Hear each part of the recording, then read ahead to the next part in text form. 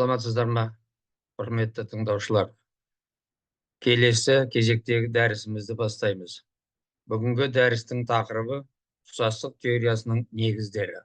Қарастырылатын негізгі мәселелер: физикалық және математикалық модельдеу, геометриялық ұқсастық, уақыттық ұқсастық, физикалық шамалардың ұқсастығы, шекаралық және алғашқы шарттардың ұқсастығы, өлшемдерді талдау әдісі, ұқсастық теоремалары. Осы жоғарыда аталған сұрақтарды бүгін қарастырып шығамыз. Ең бірінші айта кететін нәрсем, химия фармацевтикалық өндірістердегі процестердің күрделілігіне байланысты оларды зерттеудің, оқудың, білудің, есептеудің негізі ретінде ұқсастық теориясы пайдаланылады. Ол ұқсастық теориясы бойынша оқу үшін ең алдымен жаңағы оларды ұқсастырудың немесе модельдеудің екі жолдарын айтамыз. Физикалық модельдеу, сонан соң математикалық модельдеу болып табылады. Физикалық модельдеу кезінде берілген процесті оқу физикалық модельде жүргізеді. Былайша айтқан кезінде физикалық модель болған кезде аппараттың кішірейтілген нұсқасы жасалынып, сол жерде физикалық процестер оқылып, зерттеліп, өлшеніп, параметрлері үйді зерттеледі. Ал математикалық модельдеу кезінде оқылатын процесс моделі математикалық тұрғыдан сипатталады, немесе математикалық алгоритммен алмастырылады. Сонан соң модельдің оқылатын процеске адекваттылығы тексеріледі. Математикалық модельдеу әдістері электронды есептегіш машиналармен біріккенде салыстырмалы аз материалдық шығындарда процестің аппаратуралық технологиялық безендірулерінің әртүрлі нұсқаларын зерттеуге мүмкіндік береді. Және процестердің оңтайлы параметрлері табылуы мүмкін. Енді физикалық модельдеу кезінде математикалық модель кейбір көптеген процестердің аналогиясы пайдаланылады. Аналогия деген сөз енді жаңағы неден алынған, латын тілінен алынған, бізге ұқсас деген ұғымға келіп тұрады. Табиғаты әртүрлі төмендегідей құбылыстардың өзара аналогиясы бар. Мысалы, электр тогының тасымалдануы Ом заңымен жаңа сипатталып жатса, энергияның тасымалдануы Ньютонның үйкелу заңымен тасымалданып жатыр, сипатталып жатыр. Заттың тасымалдануы Фик заңымен сипатталып жатыр. Жылудың тасымалдануы Фурье заңымен сипатталып жатыр. Енді осы теңдеулерге қарасақ, олар бір-біріне ұқсас теңдеулер болып тұр. Мұнда бұл теңдеулерде du бөлінген dx, немесе dv бөлінген dx, dc бөлінген dx, dt бөлінген dx кернеудің, жылдамдықтың, концентрацияның және температураның градиенттері болып табылады. Ал енді анықталатын шамаларымыз: токтың күші, жанама кернеу, массалық лек, диффузия коэффициенті, жылу легі, жылу өткізгіштік коэффициенті болып табылып жатыр. Енді физикалық және математикалық модельдеу кезінде процестердің аналогиясын пайдаланатын болсақ, бір процесті зерттей отырып, соған жаңағы коэффициенттер енгізсек, келесі процесті сипаттауға болатынын көреміз. Бұл аналогиядан шығатын салдар деп, немесе қорытынды деп айтуымызға болады. Физикалық модельдеу кезінде ұқсастық теориясының негізінде олар жаңа геометриялық тұрғыдан барлығы ұқсас болу керек. Ол дегеніміз, оның жаңа барлық өлшемдері бір шамаға неғылады, қысқарып тұрады. Мысалы, биіктіктерінің қатынасы, диаметрлерінің қатынасы, үлкенді, кіші, барлықтар өлшемдерінің қатынасы бір шамаға тең болады. Мысалы, мына жерде суретте көріп тұрғандарыңыздар, үлкен суретте бұл өндірістік аппарат деп есептейміз, ал кіші суреттегі бұл жаңағы не физикалық моделі деп есептейміз. Сонда осы екі суреттердің өлшемдерінің қатынасы барлық жерлерде бірдей болып тұр. Бұны геометриялық ұқсастық деп айтамыз. Сәйкесінше физикалық шамалардың ұқсастығын енгіземіз. Физикалық шамаларды. Ол кезде физикалық қасиеттерін сипаттайтын параметрлердің қатынасы өзара тең болу керек. Мына жерде тығыздықтардың ұқсастығы, немесе мына жерде тұтқырлықтың ұқсастығы, тағы да басқа да параметрлердің, температураның ұқсастығы, жылдамдықтың ұқсастығы, сондай ұқсастықтардың жаңағы физикалық шамалардың ұқсастығы бізге жаңа не болып табылады? Негіз болып табылады. Сонан соң бұл жерде ұқсастық теориясында шекаралық шарттардың да ұқсастығы не қылу керек? Енгізілуі керек. Шекаралық шарттар дегеніміздің үш түрі бар. Бірінші шекаралық шарттар ол жаңағы шекарасында параметрлері тұрақты болады деп есептелінеді. Параметрлері тұрақты болады. Екіншісінде шарттарында шекарасында параметрлердің мөлшері уақыт бойынша өзгеріп отырады деп есептелінеді. Үшінші шекаралық шарттарда ол да жаңа қоршаған ортамен біздің жүйеміздің қабылданып алған, зерттеліп отырған жүйеміздің арасындағы параметрлердің қоршаған ортамен байланысы беріледі. Бұл шекаралық шарттар, олар да не болу керек? Ұқсас болуы керек. Сонымен қатар алғашқы шарттарында ұқсастығы енгізіледі. Алғашқы шарттар дегеніміз не? Алғашқы шарттар. Енді процесс басталар сәттегі параметрлердің ұқсастығы, немесе тау 0, уақыт 0 кезіндегі, сол кездегі жылдамдық, сол кездегі тығыздық, бұл бастапқы шарттарға байланысты процестің ұзақтығы да, немесе басқа да нелері де процестің алғашқы шарттарына тәуелді болып жатады. Енді осы ұқсастықтардың барлығын жаңағы жинақтай келіп, процестерді зерттеуді ұқсас құбылыстармен зерттеу арқылы оны сипаттауға болатынын біле отырып, 3 теоремалар тұжырымдалған. Ұқсастықтың 3 теоремалары тұжырымдалған. Енді ұқсастықтың бірінші теоремасы, егер екі құбылыс ұқсас болса, онда олардың ұқсастық сандары да өзара тең болады деп есептелінеді. Бұл жерде ұқсастық сандар деген ұғым енгізіліп отыр. Ұқсастық сандар дегеніміз физикалық шамалардың өзара қатынастары. Сонда олардың қатынастары өлшемсіз шама болып шығады. Біздің енді ең бір білетініміз, ұқсастық сандардың ең бір жаңағы мектептен біліп жаңағы үйреніп келетініміз, бұрын физика пәнінен үйреніп жаңағы оқып келетініміз, ол Рейнольдс саны. Рейнольдс санында жылдамдық, диаметр, тығыздықтың үшеуінің көбейтіндісін тұтқырлыққа бөлеміз. Сол кезде Рейнольдс саны шығады. Оның жаңағы бір ерекшелігі, ұқсастық сандардың бірі, олар не болып жатады? Өлшемсіз шамалар. Мысалы, ұқсастық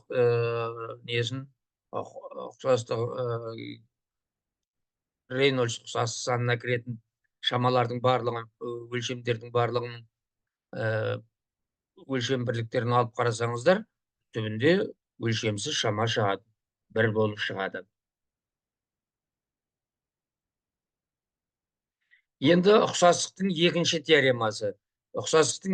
теоремасы, мынау нақты құбылыстарды зерттеудің ең бір жаңағы несін, өткен лекциямызда, дәрісімізде айттық, ең бір жаңағы нақты процестер зерттеудің әдісі, ол дифференциалды теңдеулерін түзіп, сол дифференциалды теңдеулерді шешу, математикалық жолмен шешу керек.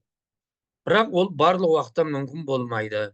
Сондықтан ұқсастықтың екінші теоремасы тұжырымдалған. Мынау ұқсас құбылыстардың ұқсастық сандары өзара белгілі бір тәуелділікте болады. Немесе дифференциалды теңдеулердің шешімдері ұқсастық сандардың тәуелділіктері түрінде сипаттауға болады деп қарастыруға болады. Мысалы, өткен жолы жаңа қарастырғанымызда Навье-Стокстың теңдеуін, Эйлердің теңдеуін, Бернуллидің теңдеуін, дифференциалды теңдеулерін, соларын қарастырдық. Енді сол теңдеулерді шешкен кезімізде дифференциалды теңдеулер шешу үшін оларды интегралдау керек. Интегралдаған кезімізде интегралдау тұрақтылары шығады. Интегралдау тұрақтылары оның мәндері минус шексіздіктен плюс шексіздіктің арасындағы кез келген сан мәніне ие болады. Олай болатын болса, дифференциалды теңдеулердің шешімдері өте көптеген процестерді сипаттайды. Сондықтан сол процестерді бізге бөліп алу үшін, өзіміз зерттеп отырған процеске келтіру үшін, соны сипаттау үшін, оны жаңағы шекаралық шарттарды тұжырымдап, сол жаңағы несін интегралдау тұрақтыларын не қылуымыз керек, анықтауымыз керек болады. Сонда дифференциалды теңдеулердің шешімдері өте көп құбылыстарды сипаттайды. Ал енді сол нелердің барлығын сипаттау үшін, өте көп құбылыстардың бәрін сипаттау үшін, ұқсастық сандар тәуелділігі түрінде сол шешімдерді жазуға болады. Сонда дифференциалды теңдеулердің шешімдерін ықшамдап келеміз деген сөз. Енді ұқсастықтың үшінші теоремасында егер екі құбылыстың ұқсастық сандары өзара тең болса деп айтылады. Сонан соң тағы да бір қосымша жаңағы шарт енгізіледі. Бір мәнділік шарттары деген жаңағы шекаралық шарттарға келеді. Бір мәнділік шарттар бірдей болса, онда бұл екі құбылыстар өзара ұқсас болады дейді, деп аталады. Өзара ұқсас. Сонда бірінші теорема мен үшінші теорема бір-біріне қарсы бағытта тұжырым жасап тұр. Бірінші теорема бойынша егер екі құбылыс ұқсас болса, олардың ұқсастық сандары өзара тең. Ал үшінші теорема бойынша екі құбылыстың ұқсастық сандары тең болса, сонда тағы да қосымша бір мәнділік шарттар бірдей болса, тағы да қосымша шарт қойылып жатыр. Онда бұл құбылыстар ұқсас болады деп айтылып отыр. Енді бұл теорема бойынша алынған нәтижелерді ұқсастық сандар тәуелділігі түрінде өңдейміз, және алынған тәуелділікті ұқсас құбылыстарды есептеуге болады деген тұжырым жасауға болады.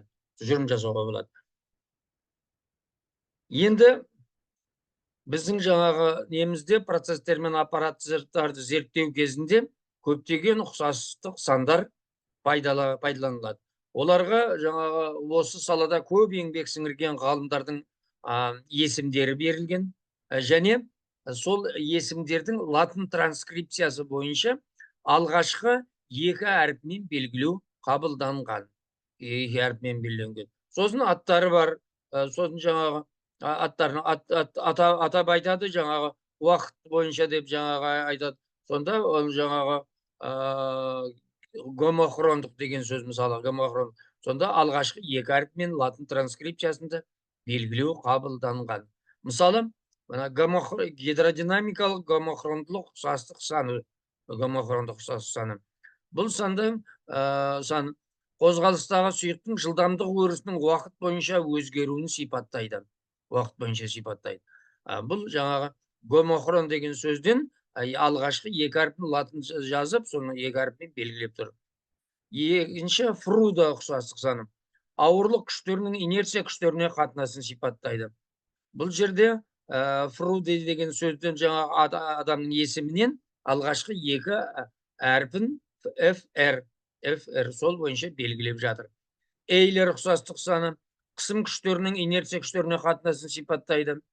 Рейнольдс ұқсастық саны инерция күштерінің ішкі икөліс күштеріне қатынасын сипаттайды. Ішкі икөліс күштерін бұл жерде тұтқырлықтың динамикалық коэффициенті не алып тұр? көрсетіп тұр. Сонан соң мына жерде Пекіле ұқсастық саны. Пекіле ұқсастық саны бойынша конвекция және жылу өткізгіштікпен тасымалданатын жылу мөлшерінің қатынасын сипаттайды. Жылу мөлшерінің қатынасы. Мына жерде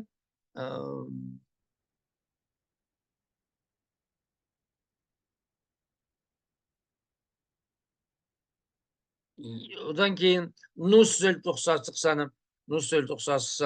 Сұйық пен қабырға беті арасындағы конвективті жылу алмасу немесе жылу беру коэффициентін альфаны масса беру коэффициентіне алмастырғанда масса алмасу процесінің қарқынын сипаттайды. Архимед ұқсастық саны тығыздық айырмашылықтары нәтижесінде пайда болатын көтерілу күштерінің ішкі екөліс күштеріне қатынасын сипаттайды.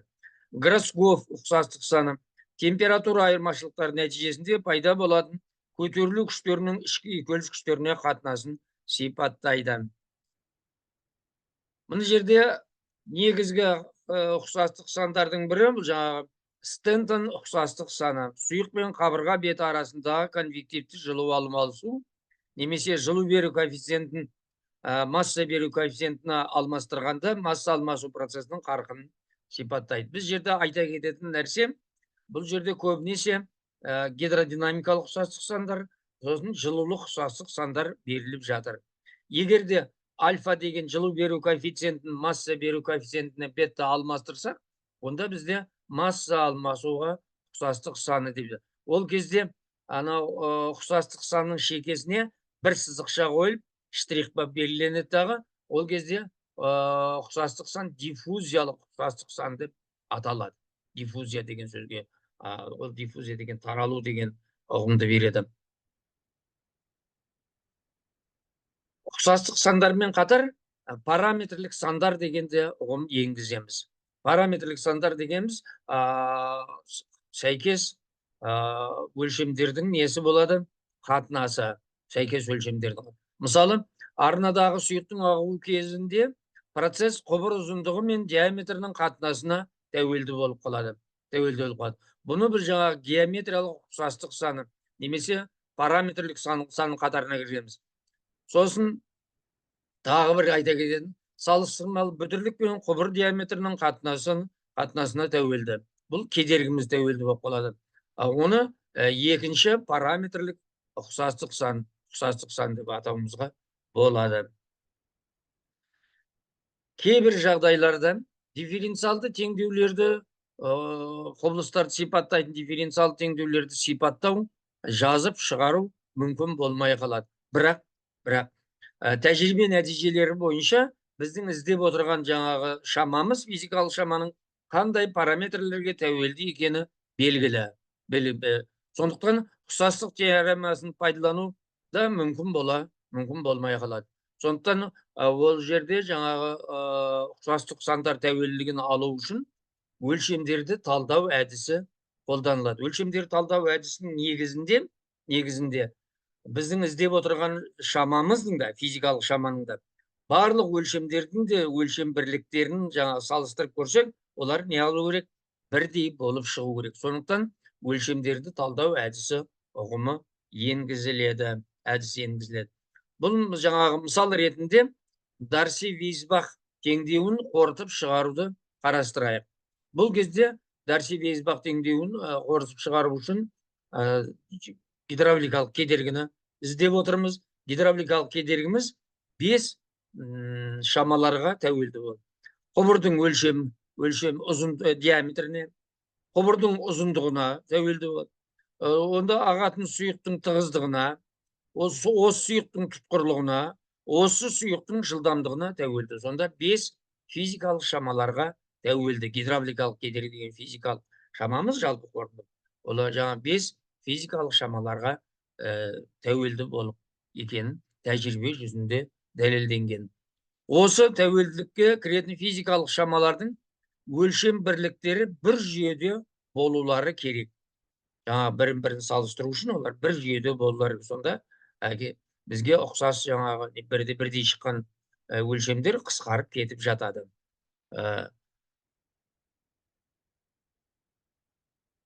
болулары керек. Іздестіріліп отырған ұқсастық сандар теңдеуіндегі ұқсастық санын Бекингемнің пи теоремасы көмегімен анықтаймыз. Ол былай тұжырымдалады. Теорема бойынша тау алғашқы өлшем бірліктеріміз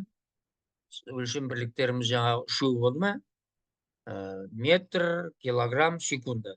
Үшеу болды. Алғашқы өлшем бірліктерді қолдана отырып, құрастырылған n айнымалы шамаларды байланыстыратын жалпы функционалдық тәуелділікті n-тау ұқсастық сандардың немесе өлшемсіз кешендерден тұратын ұқсастық сандар тәуелділігі түрінде не алуға болады? Шығаруға болады. Біздер жаңағы тауымыз үшеу болды. Іздеп отырылған жаңағы айнымалыларымыз бесеу болды, айырмашылығы екеу. Сонда екі ұқсастық сандарға тәуелді болып қалады деген сөз. Енді мына жерден қарап отырсақ, қысымның өлшем бірлігі халықаралық өлшем бірліктер жүйесінде ньютон бөлінген метр квадрат. Оны ары қарай жаңағы ашсақ килограмм метр секунд квадрат. Оны жаңағы массаны F, ұзындықты L, сосын уақытты үлкен Т әріпімен белгілесек, мына тік жақшаның ішіндегідей F(L-1) дәрежесі, Т-ның -2 дәрежесі болып жазуға болады. Тура сол сияқты басқа да параметрлердің өлшем бірліктерін жазуымызға болады. Енді осы өлшем бірліктерді өзара теңестіреміз. Теңестіру нәтижесінде мына біздің неміз іздеп отырған гидравликалық кедергіміз 5 айнымалы шамаларға тәуелді болады дедік па? 5 айнымалы шамаларға дәрежелі функция түрінде аламыз тәуелділікті. Өйткені кез келген тәуелділікті дәрежелі функция түрінде аппроксимациялауға болады. Енді осы сонда дәрежелі функция түрінде жазып, орнына қоятын болсақ, функциялардың нелерді, өлшем бірліктердің осы орнына қойып, түрлендіретін болсақ, мынау түрде алынады. Мынау біздің жаңағы теңдеуіміз, алынған теңдеуіміз. Бұл жерде дельта П бөлінген ро В квадрат, бұнымыз Эйлер ұқсастық саны болып тұр. L бөлінген Д-міз, бұл жаңағы геометриялық неміз, ұқсастығымыз, немесе жаңағы ұқсастық саны, параметрлік санымыз. Мю бөлінген L В-ді, L емес В деген жылдамдық Д ро болып тұр. Бұнымыз Рейнольдс ұқсастық саны болады. Енді осылардың орнына қойсақ, мына теңдеуді алуымызға болады. Бұл теңдеуде жаңағы А, Б, Е тұрақты шамалар, олар тәжірибе жүзінде анықталады. Эйлер, Рейнольдс сандарын параметрлік сандарды, оларды анықтай беруімізге, тәжірибе нәтижелері бойынша анықтай беруімізге болады. Ағынның параметрлерін солардың өлшеп, соларды анықтап шығарамыз. Осымен бүгінгі дәрісіміз аяқталды. Зейін қойып тыңдағандарыңызға рахмет.